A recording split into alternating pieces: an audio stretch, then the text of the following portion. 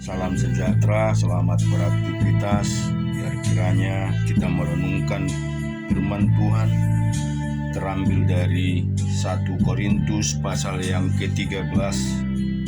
Sekalipun aku dapat berkata-kata dengan semua bahasa manusia dan bahasa malaikat, tetapi jika aku tidak mempunyai kasih, aku sama dengan gong yang berkumandang dan canang yang gemerincing. Sekalipun aku mempunyai karunia untuk bernubuat dan aku mengetahui segala rahasia dan memiliki seluruh pengetahuan, dan sekalipun aku memiliki iman yang sempurna untuk menindahkan gunung, tetapi jika aku tidak mempunyai kasih, aku sama sekali tidak berguna. Dan sekalipun aku membagi-bagikan segala sesuatu yang ada padaku, bahkan menyerahkan tubuhku untuk dibakar, tetapi jika aku tidak mempunyai kasih, sedikit pun tidak ada faedahnya bagiku. Kasih itu sabar, kasih itu murah hati, ia tidak cemburu, ia tidak memegahkan diri dan tidak sombong. Ia tidak melakukan yang tidak sopan dan tidak mencari keuntungan diri sendiri. Ia tidak pemarah dan tidak menyimpang kesalahan orang lain. Ia tidak bersukacita karena ketidakadilan, tetapi karena kebenaran. Ia menutupi segala sesuatu, percaya segala sesuatu, mengharapkan segala sesuatu, sabar menanggung segala sesuatu. Kasih tidak berkesudahan, nubuat akan berakhir, bahasa roh akan berhenti, pengetahuan akan lenyap, sebab pengetahuan kita tidak lengkap dan nubuat kita tidak sempurna. Tetapi jika yang sempurna tiba, maka yang tidak sempurna itu akan lenyap. Ketika aku kanak-kanak, aku berkata-kata seperti kanak-kanak, aku merasa seperti kanak-kanak, aku berpikir seperti kanak-kanak. Sekarang sesudah aku menjadi dewasa, aku meninggalkan sifat kanak-kanak itu.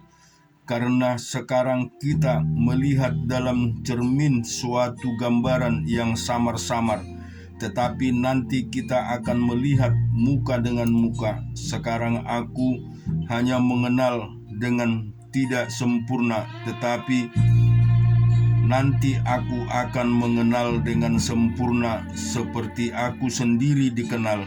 Demikianlah hingga ketiga hal ini, yaitu iman, pengharapan, dan kasih. Yang paling besar di antaranya adalah kasih.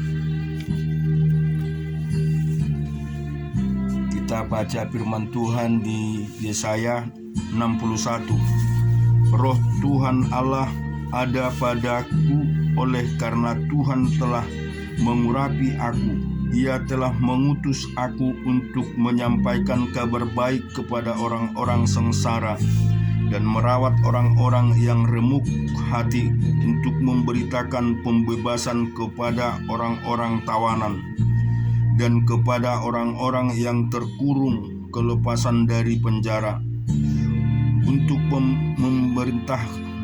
memberitakan tahun rahmat Tuhan dan hari pembalasan Allah kita, untuk menghibur semua orang berkabung, untuk mengaruniakan kepada mereka perhiasan kepala ganti abu, minyak untuk pesta ganti kain kabung, nyanyian puji-pujian ganti semangat yang pudar. Semua orang yang menyebut mereka pohon terbatin kebenaran, tanaman Tuhan untuk memperlihatkan keagungannya. Mereka akan membangun reruntuhan yang sudah berabad-abad, dan akan mendirikan kembali tempat-tempat yang sejak dahulu menjadi sunyi. Mereka akan membaharui kota-kota yang runtuh, tempat-tempat yang telah turun-temurun menjadi sunyi.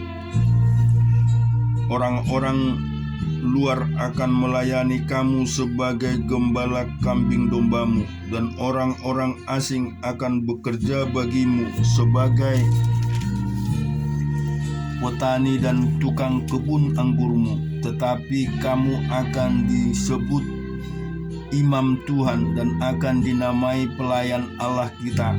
Kamu akan menikmati kekayaan bangsa-bangsa dan akan memegahkan diri dengan segala harta benda mereka, sebagai ganti bahwa kamu mendapat malu 2 kali lipat, dan sebagai ganti noda dan ludah yang menjadi bagianmu, kamu akan mendapat warisan 2 kali lipat di negerimu, dan sukacita abadi akan menjadi kepunyaanmu. Sebab aku, Tuhan, mencintai hukum dan membenci perampasan dan kecurangan. Aku akan memberi upahmu dengan tepat dan akan mengikat perjanjian abadi dengan kamu. Keturunanmu akan terkenal di antara bangsa-bangsa dan anak cucumu di tengah-tengah suku-suku bangsa, sehingga semua orang yang melihat mereka akan mengakui bahwa mereka adalah keturunan yang diberkati Tuhan. Aku bersukaria di dalam Tuhan, jiwaku bersorak-sorai di dalam Allahku, sebab Ia mengenakan pakaian keselamatan kepadaku dan menyelubungi aku dengan jubah kebenaran, seperti pengantin laki-laki yang mengenakan perhiasan kepala, dan seperti pengantin perempuan yang memakai perhiasannya. Sebab seperti bumi memancarkan tumbuh-tumbuhan, dan seperti kebun menumbuhkan benih yang ditabur, demikianlah Tuhan Allah akan menumbuhkan kebenaran dan puji-pujian di depan semua bangsa.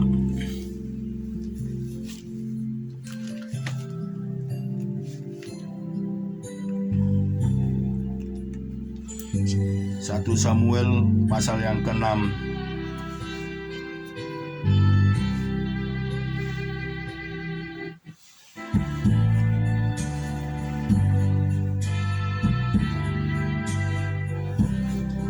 Daud mengumpulkan pula semua orang pilihan di antara orang Israel, 30.000 orang banyaknya. Kemudian bersiaplah Daud lalu berjalan dari Baale Yehuda dengan seluruh rakyat yang menyertainya untuk mengangkut dari sana tabut Allah yang disebut dengan nama Tuhan semesta alam, yang bertahta di atas kerubim. Mereka menaikkan tabut Allah itu ke dalam kereta yang baru setelah mengangkatnya dari rumah Abinadab yang di atas bukit. Lalu Usa dan Ahio, anak-anak Abinadab, mengantarkan kereta itu. Usa berjalan di samping tabut Allah itu, sedang Ahio berjalan di depan tabut itu. Daud di seluruh kaum Israel menari-nari di hadapan Tuhan dengan sekuat tenaga, diiringi nyanyian kecapi, gambus, rebana, kelentung, dan ceracap. Ketika mereka sampai di tempat pengirikan Nakon, maka Uza mengulurkan tangannya kepada tabut Allah itu, lalu memegangnya, karena lembu-lembu itu tergelincir. Maka bangkitlah murka Tuhan terhadap Uza, lalu Allah membunuh dia di sana karena keteledorannya itu. Ia mati di sana dekat tabut Allah itu. Daud menjadi marah karena Tuhan telah menyambar Uza demikian hebatnya. Maka tempat itu disebut orang Peres Uza sampai sekarang. Pada waktu itu Daud menjadi takut kepada Tuhan. Lalu katanya, bagaimana tabut Tuhan itu dapat sampai kepadaku? Sebab itu Daud tidak mau memindahkan tabut Tuhan itu ke tempatnya, ke kota Daud. Tetapi Daud menyimpan dan membawanya ke rumah Obed Edom, orang Gad itu. 3 bulan lamanya tabut Tuhan itu tinggal di rumah Obed Edom, orang Gad itu, dan Tuhan memberkati Obed Edom dan seisi rumahnya. Diberitahukanlah kepada Raja Daud demikian, Tuhan memberkati seisi rumah Obed Edom dan segala orang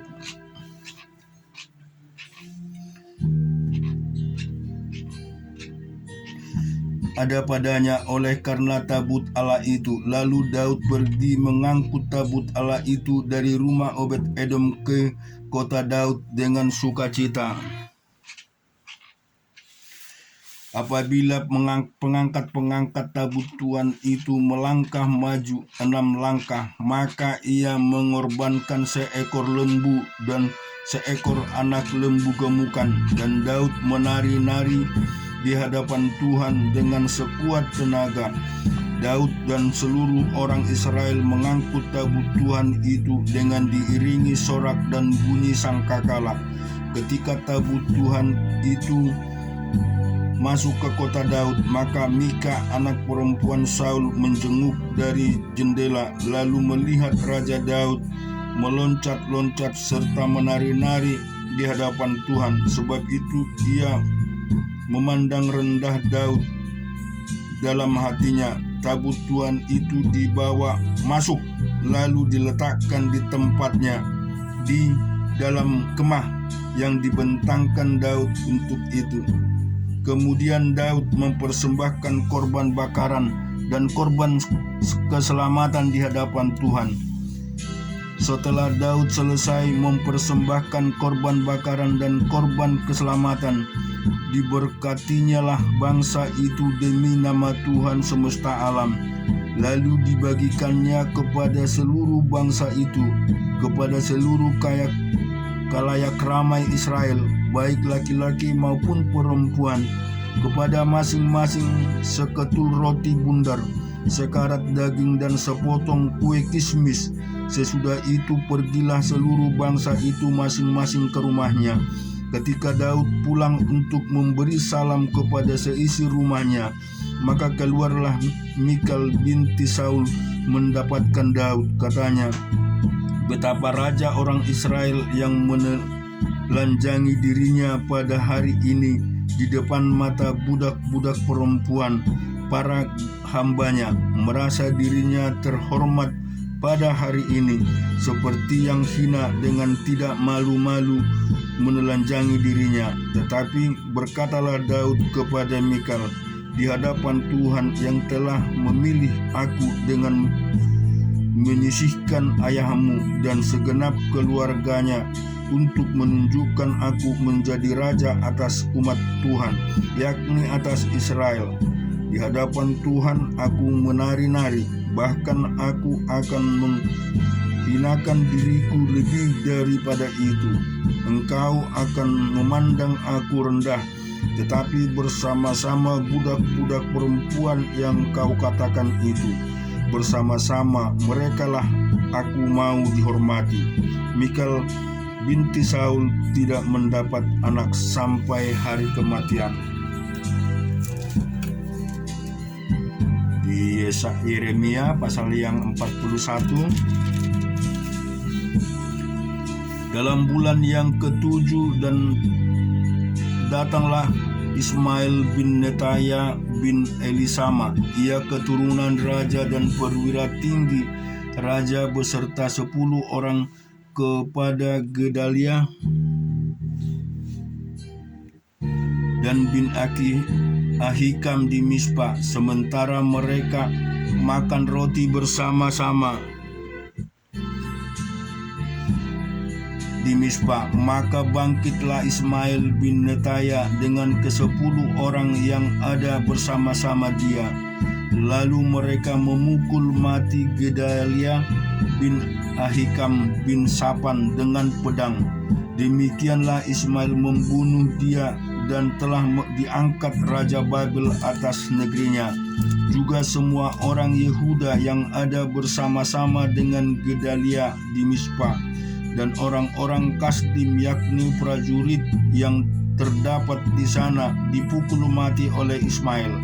Esok harinya sesudah ia membunuh Gedalia, ketika itu belum ada yang tahu, datanglah orang-orang dari Sikem, dari Silo, dan dari Samaria, 80 orang jumlahnya, yang janggutnya bercukur, pakaiannya koyak-koyak, dan badannya bertoreh-toreh. Mereka membawa korban sajian dan kematian untuk dipersembahkan di rumah Tuhan. Lalu keluarlah Ismail bin Netaya dari Mispa untuk mendapatkan mereka sambil menangis. Ketika ia bertemu dengan mereka, berkatalah ia kepada mereka, "Pergilah kepada Gedalia bin Ahikam." Tetapi ketika mereka sampai ke tengah-tengah kota itu, maka mereka disembelih oleh Ismail bin Netaya dengan dibantu oleh orang-orang yang bersama-sama dengan dia. Mayat-mayat mereka dicampakkan ke dalam perigi. Tetapi di antara mereka terdapat 10 orang yang berkata kepada Ismail, "Jangan bunuh kami, sebab kami masih mempunyai perbekalan tersembunyi di luar kota, yakni gandum, jelai, minyak, dan madu." Maka ia pun membiarkan mereka, tidak membunuhnya bersama-sama dengan rekan-rekan mereka.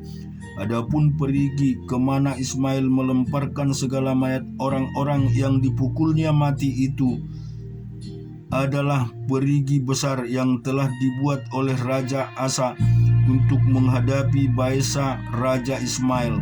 Itulah yang diisi Ismail bin Netaya dengan mayat orang-orang yang mati terbunuh itu. Lalu Ismail mengangkut sebagai tawanan seluruh sisa-sisa rakyat yang ada di Mispa itu, putri-putri raja dan semua orang yang masih tinggal di Mispa yang telah ditempatkan di bawah Gedalia bin Ahikam oleh Nebukaradan, kepala pasukan pengawal itu.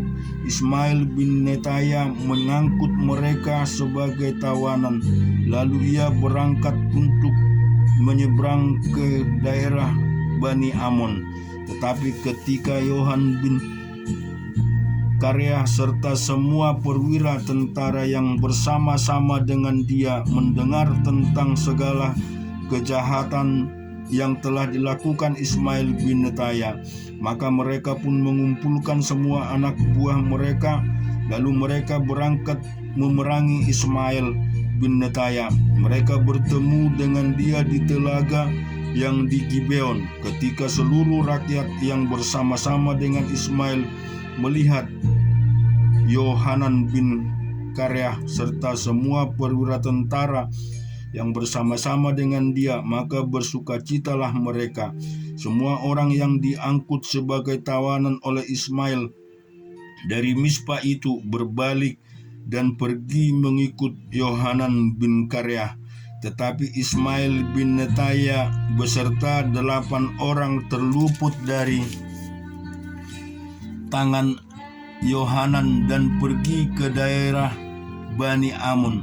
Lalu Yohanan bin Kareah serta semua perwira tentara yang bersama-sama dengan dia mengumpulkan seluruh sisa-sisa rakyat yang diangkut sebagai tawanan oleh Ismail bin Netaya dari Mispa setelah ia memukul mati Gedalia bin Ahikam, yaitu laki-laki, prajurit-prajurit perempuan, anak-anak, dan pegawai-pegawai istana yang dibawa kembali dari Gibeon.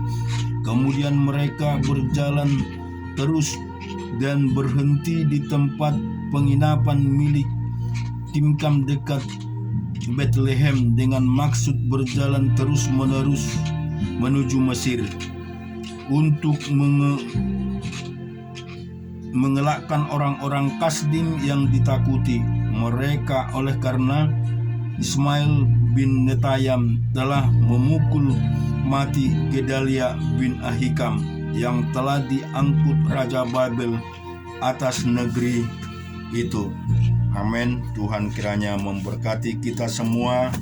biarlah hari ini lebih baik daripada hari kemarin, dan besok kita merasakan hari yang jauh lebih indah daripada hari ini, karena Tuhan selalu menyertai kita.